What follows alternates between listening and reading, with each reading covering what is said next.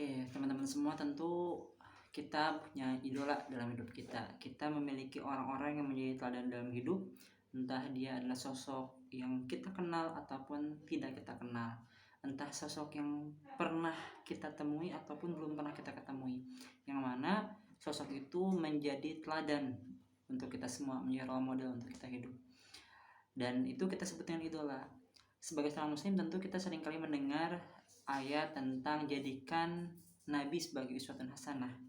Laqad kana lakum fi Rasulillah uswatun hasanah. Jadikan sungguh dalam diri Rasulullah itu ada teladan yang baik. Namun pada faktanya di lapangan sulit untuk meneladani sosok yang belum pernah kita temui. Gitu. Nanti ini akan jadi PR bagaimana caranya. Tapi dalam hal ini, hal yang mungkin pertama kita coba analisis kenapa kemudian generasi muda hari ini justru lebih banyak mengidolakan sosok-sosok yang tidak layak untuk diidolakan. Hanya dilihat dari segelintir bagian luarnya saja, exposure dari keterkenalannya, banyak uangnya, ganteng, cantiknya, dan seterusnya. Dan ini bisa dikatakan sebagai krisis idola dimiliki oleh generasi muda kita hari ini. Menginjak usia remaja, sosok idola tidak hanya dikagumi, juga akan ditiru gayanya, penampilannya, bahkan perilakunya.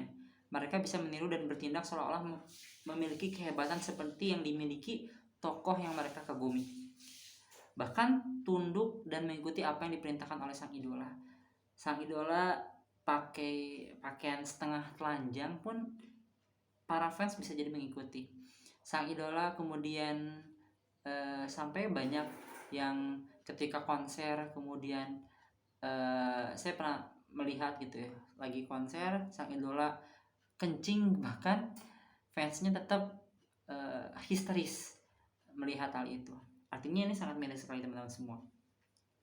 Mengidolakan sosok tertentu dalam kehidupan adalah sesuatu yang lumrah, baik sosok di dunia nyata seperti orang tua, guru, ulama gitu, artis, maupun sosok fiktif seperti tokoh-tokoh dalam film dan cerita fiksi. Dan yang pasti, idola pertama anak biasanya adalah figur terdekat. Ketika anak dalam usianya masih di bawah mungkin remaja, mereka mengidolakan sosok terdekat mereka. Walaupun mungkin semakin kesini semakin terbuka sosial media ya, keterbukaan dunia online gitu, membuat anak-anak pun bahkan sebelum remaja sudah mengenal sosok-sosok di luar sana yang jauh dari mereka gitu. Namun biasanya anak-anak itu akan mengidolakan orang-orang terdekat mereka, orang tua mereka atau pengasuhnya. Namun bertambahnya usia anak, tokoh idola pun mulai bergeser ke figur yang berada di luar keluarga.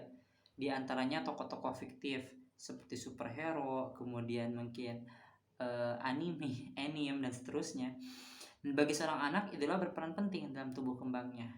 Supaya anak kita bisa meneladani sang idola secara benar, penting bagi kita, para orang tua, para guru, orang dewasa khususnya, dan juga dalam bentuk masyarakat, itu kemudian menemani perjalanan anak-anak kita, generasi muda kita dalam memilih idola. Harus diingat bahwasanya selain bisa memberi dorongan positif, idola ini tuh bisa juga memberi dorongan negatif. Ketika salah memilih idola yang mana habit, karakter, bahkan penampilannya itu negatif, dan itu besar pengaruhnya kepada anak-anak kita. Mereka bisa jadi mengikuti apa yang dicontohkan idola mereka. Ketika idola mereka melakukan hal negatif, pacaran, kemudian pergaulan bebas dan seterusnya, itu menjadi contoh pengaruh terhadap anak-anak generasi muda hari ini.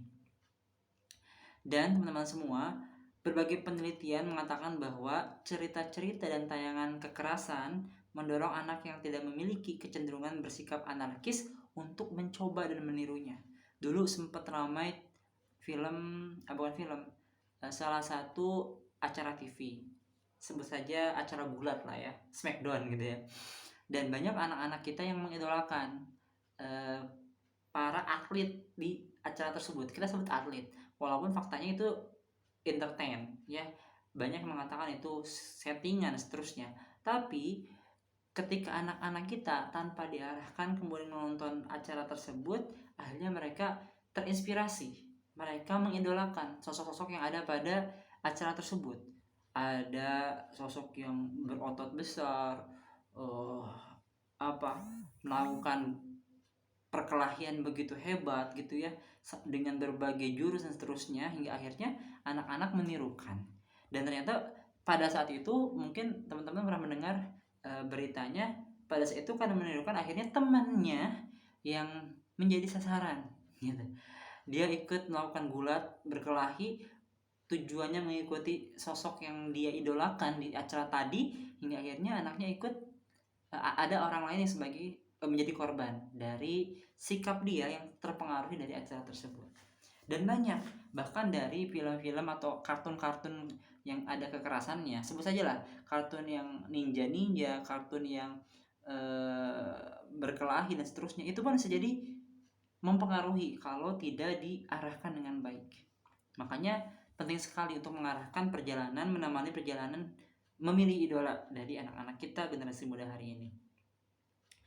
Ya, juga teman-teman semua dapat menambah kenakalan pada anak yang memiliki kecenderungan sikap anarkis.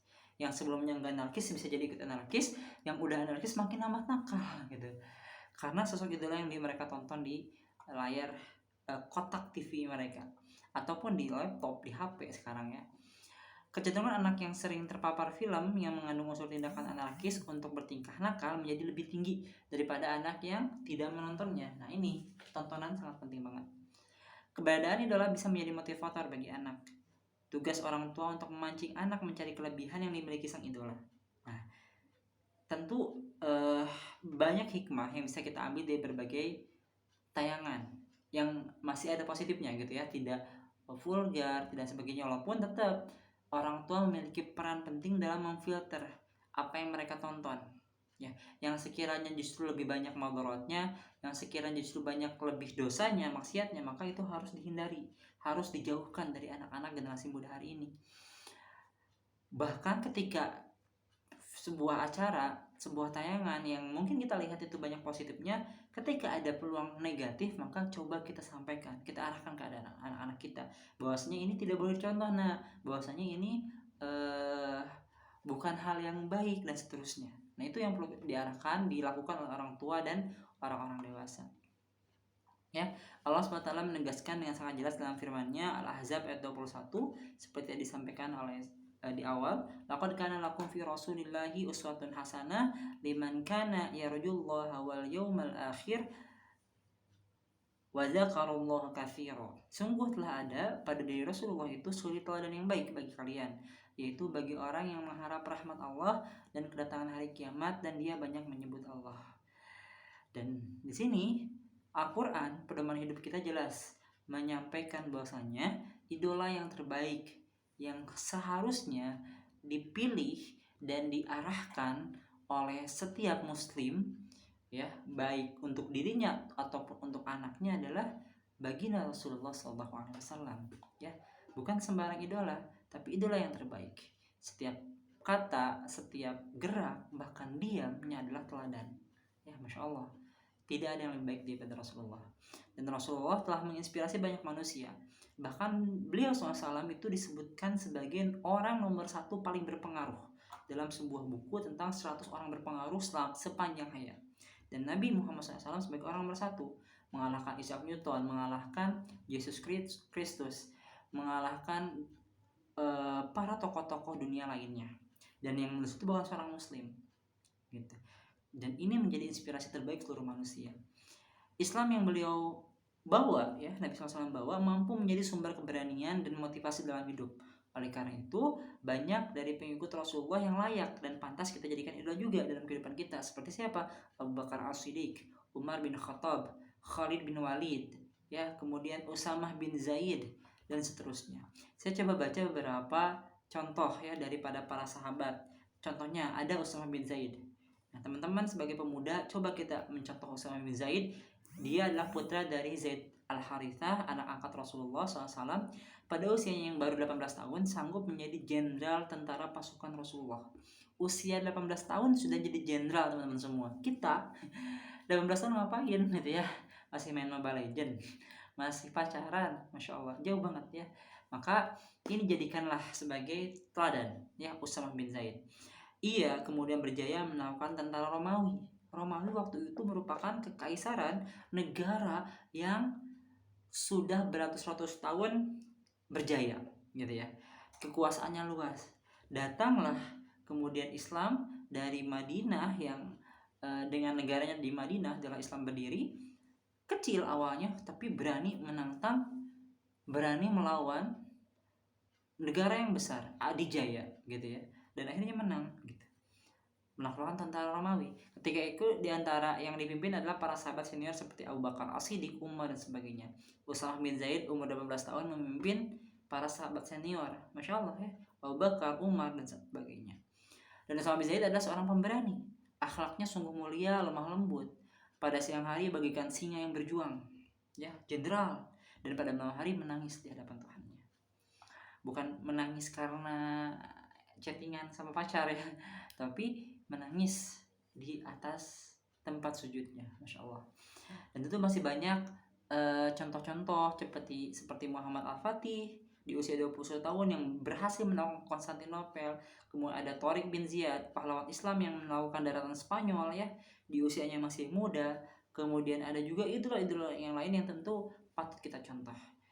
Sebagaimana Rasulullah SAW pernah berkata, kita di akhirat akan bersama orang-orang yang kita cintai. Maka mudah-mudahan ketika kita mencintai orang-orang salih, kita mencintai Nabi Muhammad SAW, kita jadikan mereka idola, kita berdoa semoga kelak nanti di akhirat kita pun dikumpulkan bersama mereka. Amin ya Allah rabbal alamin. Barakallahu fikum. Assalamualaikum warahmatullahi wabarakatuh.